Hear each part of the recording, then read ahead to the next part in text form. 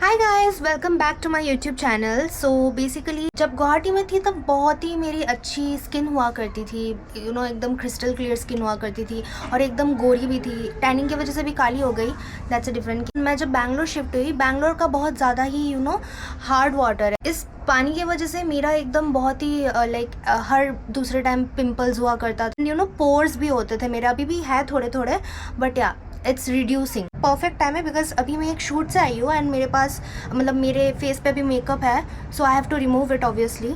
मेरे according the best way is the homemade techniques. A few moments later. Okay, so our first step is cleanser, using cleanser. मेरे पास ये छोटू सा Cetaphil का cleanser है and तुम लोगों को जो भी ब्रांड का क्लिनज़र अच्छा लगता है यूज़ करना। तो ये क्लिनज़र एक्चुअली क्या करता है कि ये तुम्हारे फेस में, तुम जब फेस वॉश करते हो राइट, उससे पहले प्री फेस वॉश समझ लो इसको। कॉटन पैड से ऐसे थोड़ा सा जितना तुमको चाहिए उतना अमाउंट लेके पूरे फेस में धीरे धीरे से क्लीन योर फेस। Okay. जोर जोर से भी नहीं घस देना ताकि वो रेड फिर मार्क्स आ जाएगा। And the second step is then face wash. तो मैं अभी जाती हूँ फेस वॉश करके आती हूँ। आई यूज़ सेरावे का फेस वॉश। सो तुम लोगों को जो ब्रांड का अच्छा लगता है वो तुम यूज़ कर। A few moments later.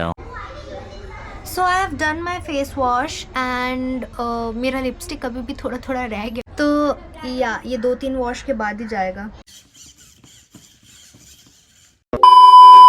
Cleanser इसीलिए यूज़ किया बिकॉज हमारा स्किन कभी भी स्ट्रेट नहीं होता, इट्स लाइक बम्पी। तो सेटाफिल क्या करता है ना, it unlocks the pore and वहाँ जो अंदर का डर्ट होता है ना वो निकालता है, एंड फेस वॉश जो है वो बाहर का डर्ट निकालती है। सो अब हम बनाएंगे मास्क, फेस मास्क। मैं वो शीट मास्क यूज़ नहीं करती, मुझे वो पसंद नहीं है। I always use homemade mask. शाम होने वाली है एक्चुअली, बट कोई नहीं। सो बेसिकली मैंने इस छोटे से अपने बाउल पे सारा मिक्स किया है। इस पे मैंने डाला है बेसन एंड देन राइस फ्लावर के साथ you can also use powdered sugar instead of rice flour. So powdered sugar can be an alternative for rice flour. So बेसन क्या करता है, वो तुम्हारे स्किन को ब्राइटन करता है और स्मूथ करता है। एंड देन राइस फ्लावर जो है वो तुम्हारे, it will act as a exfoliator. And then I have honey which is one of the most important ingredient.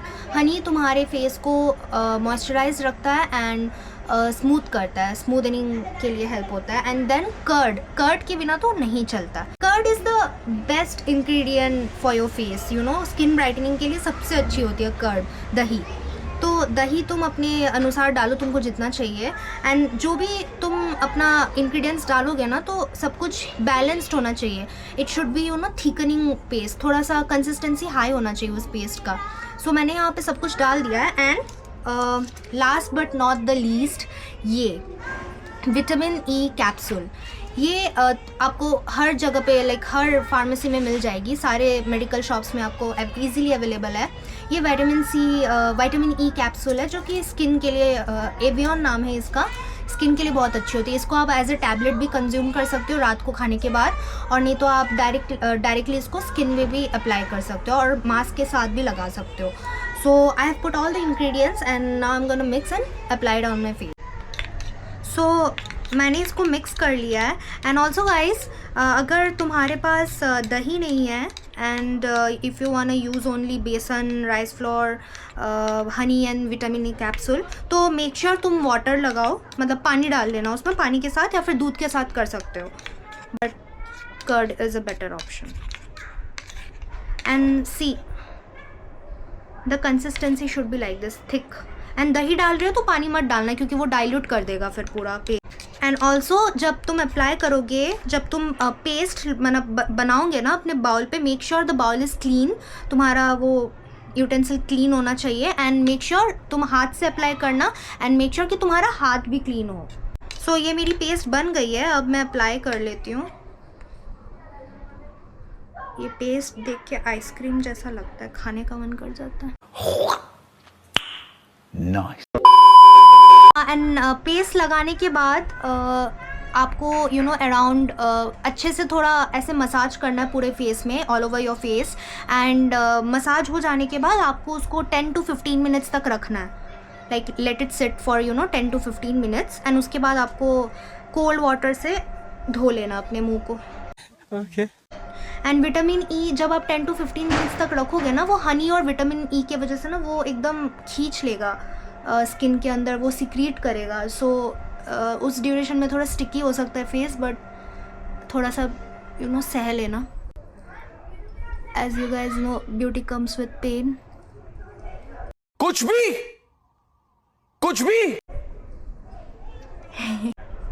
ये मत सोचना कि आज ज़्यादा बना लिया, फिर क्या बोलते हैं इसको, अभी थोड़ा यूज़ कर लेते हैं फिर कल इसको दोबारा यूज़ कर लेंगे। नो, द पेस्ट वो ख़राब हो जाती है, तो तुम उसको यूज़ नहीं कर सकते।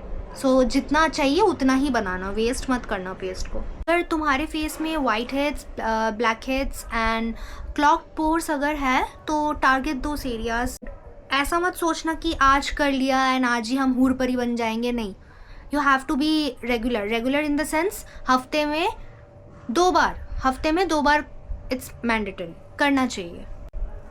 हफ्ते में 2 बार एवरी वीक तुम फॉलो करोगे तो तुम 4-5 महीने भी कंटिन्यू करोगे ना इस रूटीन को, तो तुम एक विजिबल चेंज देखोगे अपने स्किन पे।